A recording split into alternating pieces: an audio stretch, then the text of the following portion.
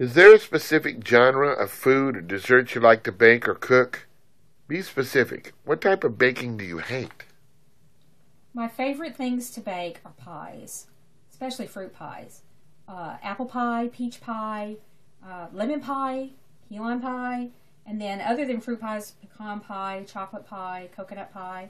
As you can see, I really like pie. Things I really don't like to cook with, there's not a specific genre I don't care for, but as far as ingredients, I don't like to cook anything with peanut butter or coffee in them. Mocha and peanut butter flavors just do nothing for me, so I prefer not to cook those unless somebody really, really wants it. How elaborate and creative are your designs when baking? Well, as elaborate as a person needs it to be. I've done things as simply as just a frosted cake with just a simple happy birthday, all the way to a sculpted lawnmower cake that served 200.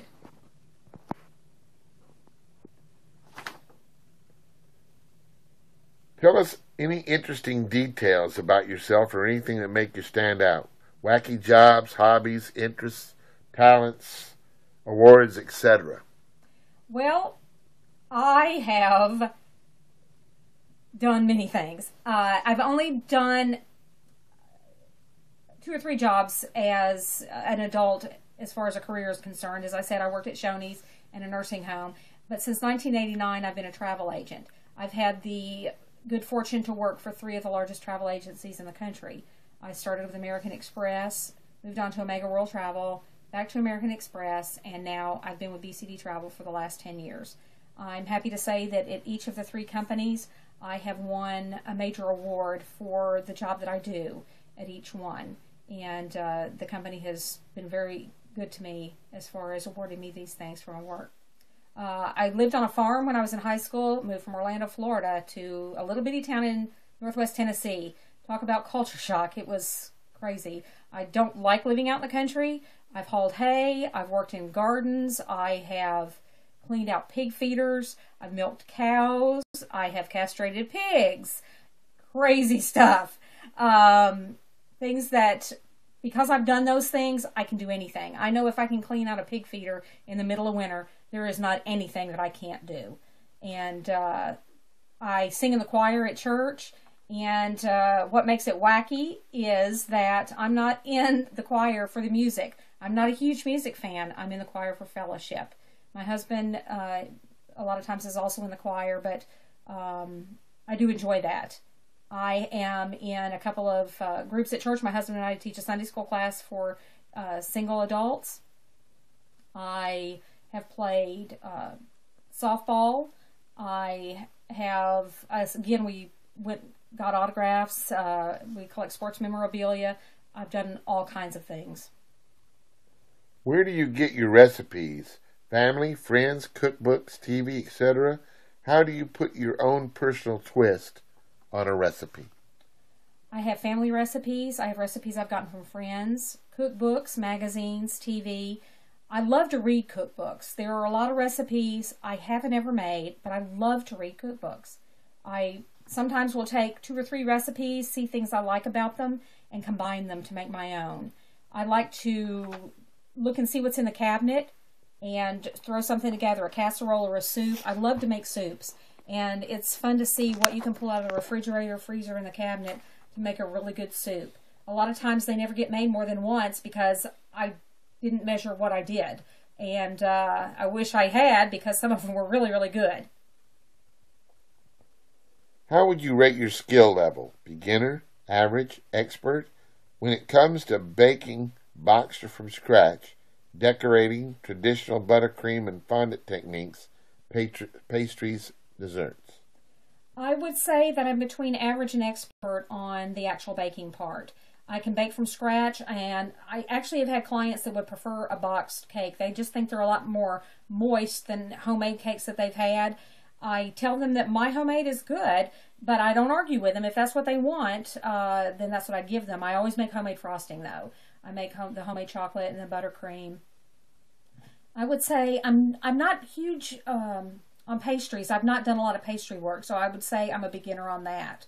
I have done fondant work. I usually make my own fondant. I only do from 2 to 5 cakes a week, so I'm able to make my own fondant for those. I'm happy to say that I don't think people peel the fondant off my cakes because it tastes just like marshmallow. I am taking a blown sugar class this weekend, so right now I'd have to say I have no experience in it, but if I'm fortunate enough to be a contestant, I will have had some experience when that time comes. I'm average on buttercream. I do more fondant work than I do the decorating with buttercream.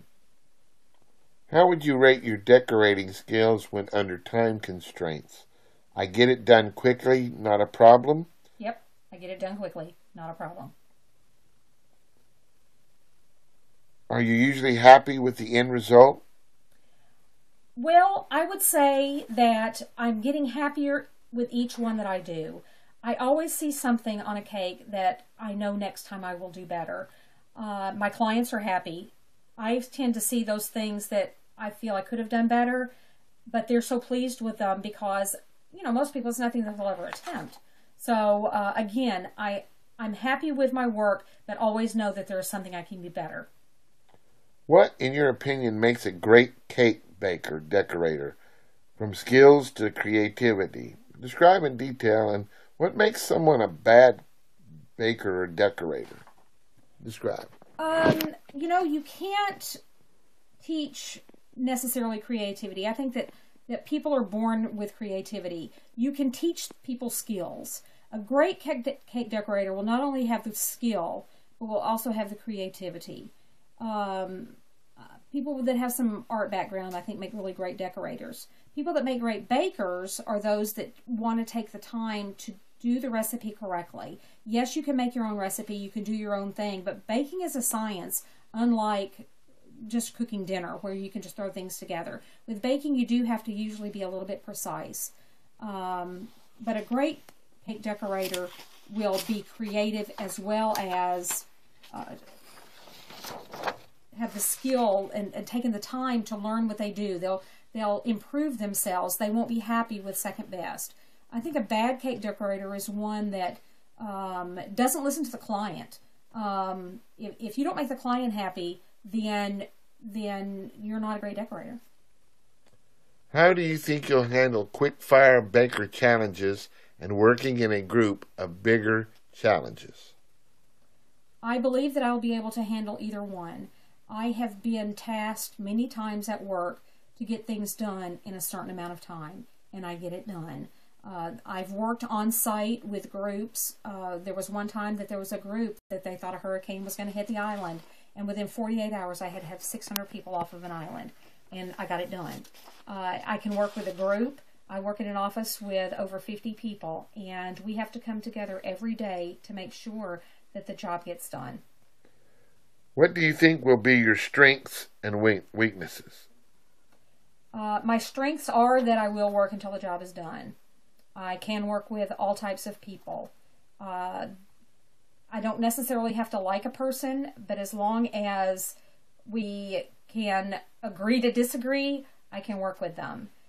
Weakness would be probably, and I hate to say it, but a weakness would probably be my age could factor into it. I'm not as quick as I used to be. I'm still pretty quick, but I know that there are times that my mind is telling me go, go, go, go, go, and after it's done, my body is saying, what the heck were you doing? What kind of role do you generally play in groups? I'm a leader. I will be a follower, and I will be a worker bee if I need to be, but if there is not a leader that steps up, or if I've been tasked with leading, I will lead. Thank you very much.